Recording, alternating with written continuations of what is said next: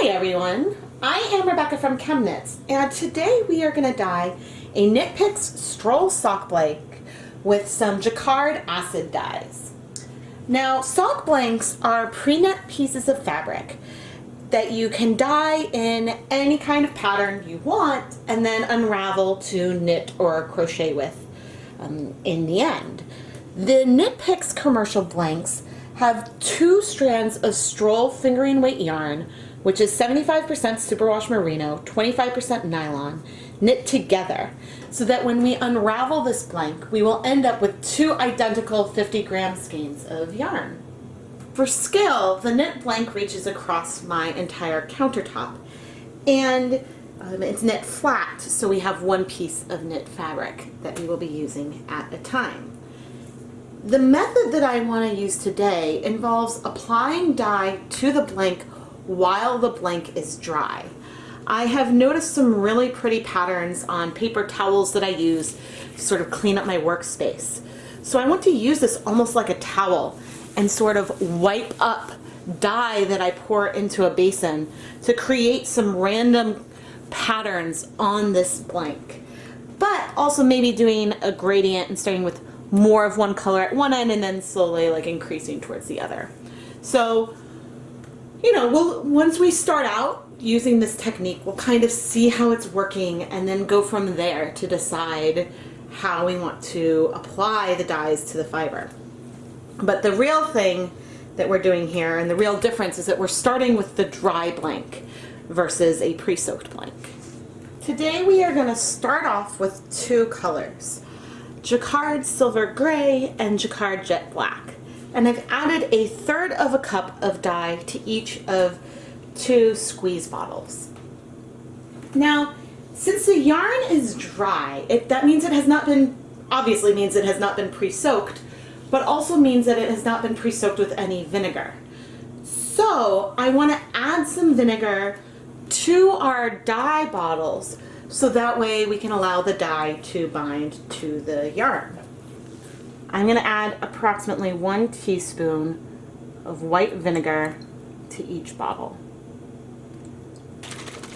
All of the materials that I'm using today are dedicated for non-food dyes, so nothing I use here is used in any cooking or anything like that.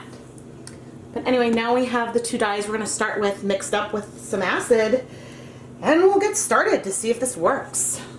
My plan is to pour the dye, squirt some dye into the basin, and mop it up with our dry blank and see if we get some kind of cool pattern on the blank and maybe some cool ways that the colors mix together. I have tried a similar technique with a silk scarf and with some dry yarn using a Tulip one-step tie-dye kit, but this is the first time that I've tried doing this with some kind of acid dye. Now, my hope is that we will end up with a yarn with white, gray, and black, and sort of a gradient that starts out more gray, and then we slowly increase or drastically increase the amount of black that is present. But, you know, we will see, I guess, how this kind of adds to the yarn. But let's start with, so here's some of our silver gray, and added that all over, and then I'm going to add just a tiny bit of black in there. I expect the black is going to be a lot more potent than the gray, but now we're really just going to, you know, start cleaning up this mess that we made. Oh gee. And we've got, all right, I don't really see much difference right away between the black and the gray, and so this might be why we might decide to add some punch of color going forward, because it might all read pretty similar. But let's see if I just do a bit of a dip right here. We've got some gray and we've got some black. Okay, the black actually looks a little distinct. Sort of rubbing it all around. And so you can see that we're going to end up with a yarn that has a lot of specks of color and stuff, because you can see that there's not as much color on the back as we're getting on the front with this sort of random design. Oh, that's a lot more black. All right, let's get to it. Some gray. So I have no idea if adding sort of the gray and the black, you know, if the colors crash out, or, you know, having the vinegar in with the dyes. But we are just sort of adding on the colors. And that looks like, you know, it started off grayer. We're slowly getting more black. Maybe let's do a hint more of the gray, sort of on this side. It's funny, I started off rubbing both sides of the fabric, but now I'm really trying to stick to the right side of the fabric as we're setting this up. Okay, this is the black.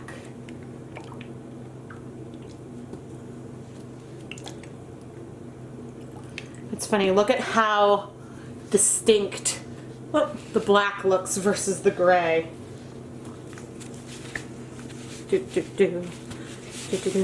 But it's amazing that these colors are really, really only penetrating on the one side.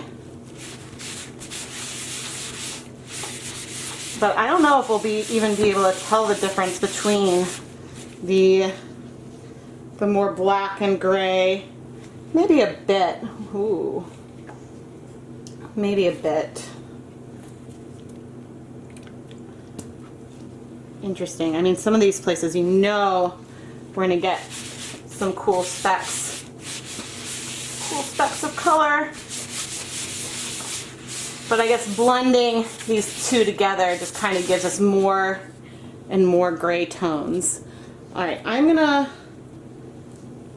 Ooh. But this is so pretty.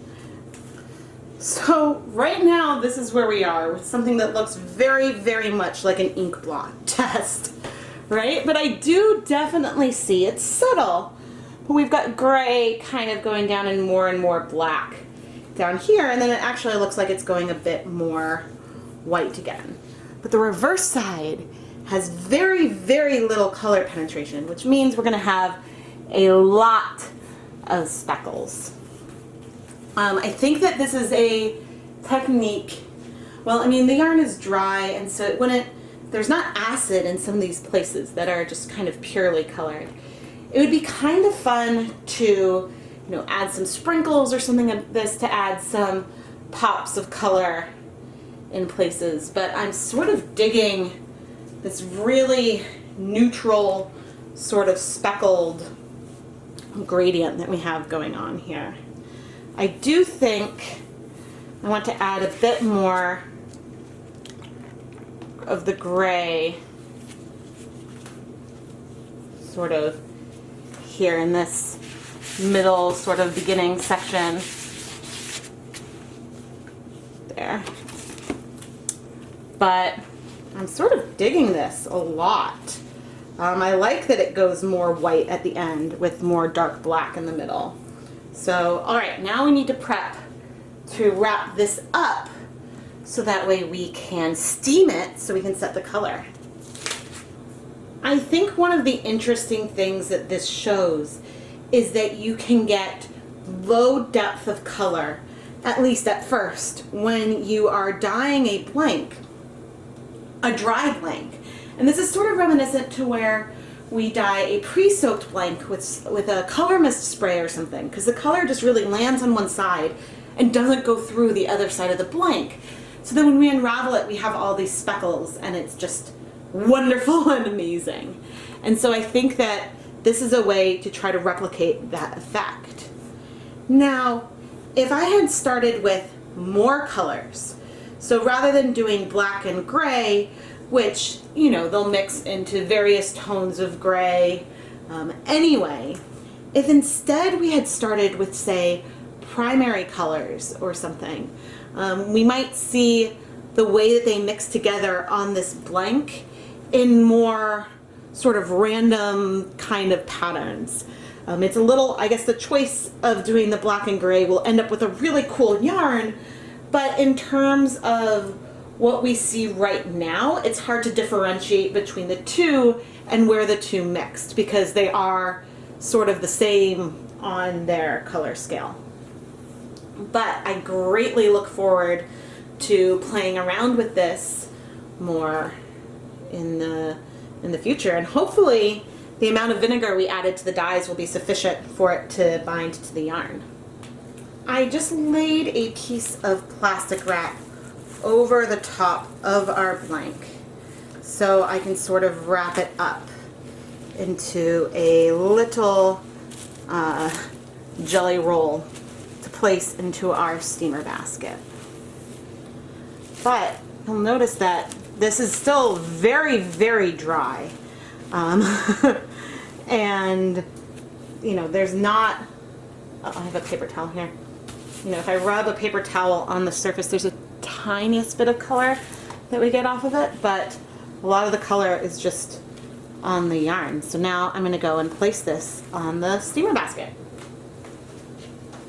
I just placed the yarn in my dedicated Dyepot steamer basket. And I'm going to put the lid on and let this steam for a total of 20 minutes. Now, one thing I am curious about is as the yarn is in the steamer basket, it is going to get more wet. So will the dyes strike to where they were placed? Or as more moisture hits, will they spread out a bit? We will find out. It has been 20 minutes, and so I'm turning off the stove and I'm gonna use my tongs to remove the lid. And well, it looks like you can see over here we've got some specks of color that the dye did not really spread out that far from the steaming. Oh wow, and that's like not dripping or anything at all. I have removed it into a dye safe roasting pan. And now I'm going to let this cool completely before we try to wash it to see if there's any excess dye that comes out. I am curious, however. Okay, I know that's going to be hot. No dye went through. I was curious how wet the yarn would be, but it seems like it's pretty dry and really just got nice and steamy. Our sock blank cooled really quickly, maybe because it wasn't as wet to begin with, but so now we're ready to wash it, and I'm curious about how much of the color will stay in the blank. Let's unwrap this blank and remove the plastic wrap. You can see that we still have a lot of color on the side of our blank, but penetration on the back is still really low, so we really have a shot of having some stunning yarns here. And at first glance, I'm curious. I'm expecting maybe we have a hint of color coming out, but our yarn is also not quite wet yet. If we hadn't added any of the heat yet, we would have seen some color coming out. Alright, but now I'm going to add some clear dish soap to help remove any of the excess dye, but this water is really, really clear already. Maybe the barest hint of color, which compared to how dark the gray and the black were in the bottles, this is basically nothing.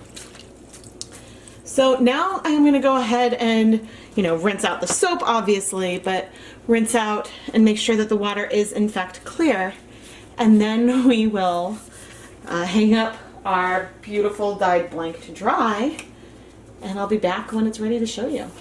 When the blank dried, this turned out even better than I had hoped. We have a real gradient from a paler gray, a medium gray, all the way to sort of a charcoal and then black from mixing the gray with the black.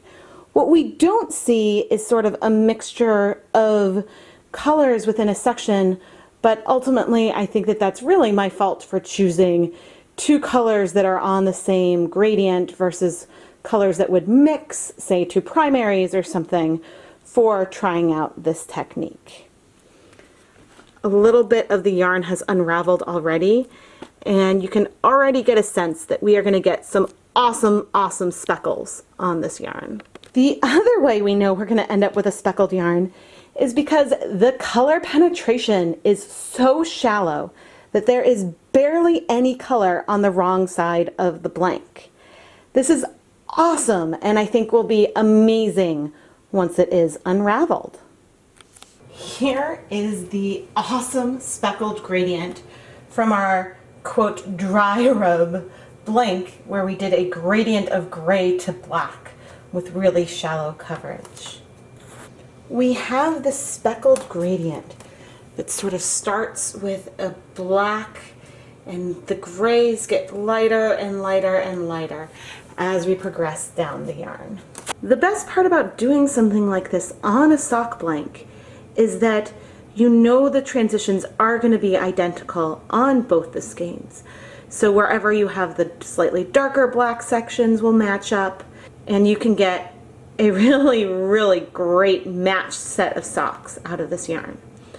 Or anything else you really want. You're not limited to socks, but making a pair of something is one real benefit of these identical 50-gram skeins of yarn we get from unraveling sock blanks. Now I'm going to tie off these skeins, wet them in water to help the crimp from unraveling the knit fabric to relax. And then once the skeins are dry, I will show you the finished yarns. I just took the skeins off the niddy noddies, and this is why we need to wet the yarns to relax the twist. Here are the finished dried yarns. We have this gradient from paler gray all the way to black specks, and it's really fantastic and actually a really sophisticated colorway too. I think that this technique of adding dye to a dry sock blank is a fantastic way to get vibrant yet shallow coverage, so you can end up with some really amazing speckled yarn. All things considered, the technique is not very labor intensive, which means that it's something that would be easy to reproduce and do multiple of these kinds of sock blanks in many different colorways. I cannot wait to explore this sort of dry rub technique further and maybe try mixing some primaries next time to see if we can get some different colors throughout the sections, or if the colors tend to blend earlier on as we're wiping up the dye with our blank. I am Rebecca from ChemKnits, and thank you for joining me for this awesome dyeing experiment. If you enjoyed what you saw, please subscribe to the ChemKnits Tutorials YouTube channel. I release new dyeing videos every week, and I really like to explore different ways to apply dye to yarn. Thanks for watching!